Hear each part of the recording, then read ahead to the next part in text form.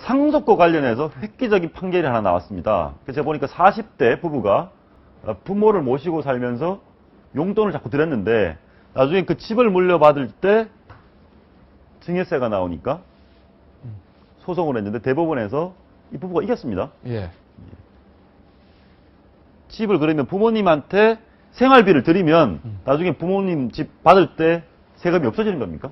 그건 사실 꼭 그렇진 않아요. 그러니까 이 사안을 좀 잘 보셔야 되는데 예. 기본적으로 증여는 공짜로 주는 겁니다. 예. 매매는 대가를 주는 거죠. 그 차이가 있는 건데 이 사건 같은 경우에는 집을 받았어요, 부모님한테. 예. 한 1억 한 2천 정도 되는 걸로 알고 있거든요. 액수가 정확히는 않겠는데 한 1억 2천 정도 되는데 그 대가로 뭐 어떻게 했냐면 자식이 6천만 원 정도의 부모님 생활비를 채무를 인수를 했어요. 6천 원 준 거나 마찬가지죠.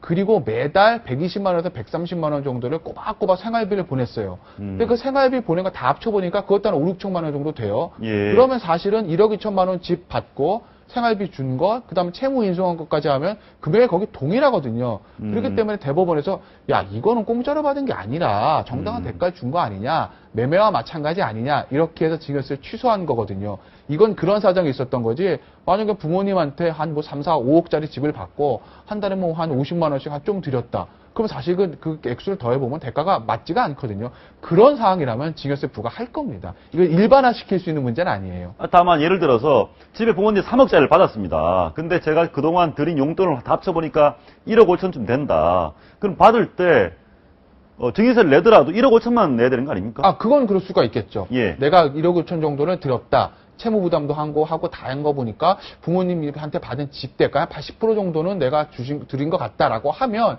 그 80%에 대해서는 증여세 면제받을 수 있죠. 근데 전체는 아닌 것이죠. 어쨌든 부모님으로부터 집 물려받기가 조금 수월한 구석이 생겼는데 그러면 부모님한테 용돈 줬다라는 걸 뭘로 증명합니까?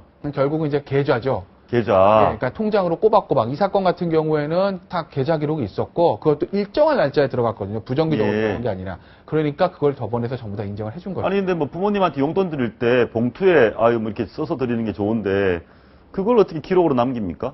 영수증을 받을 수도 없고 부모님한테? 근데 오늘 이제 판결 관련해서 법원 홍보실에서 나온 자료를 보면은 은행 계좌를 줘서 기록에 남기는 게 좋다 이런 조언도 했었고요.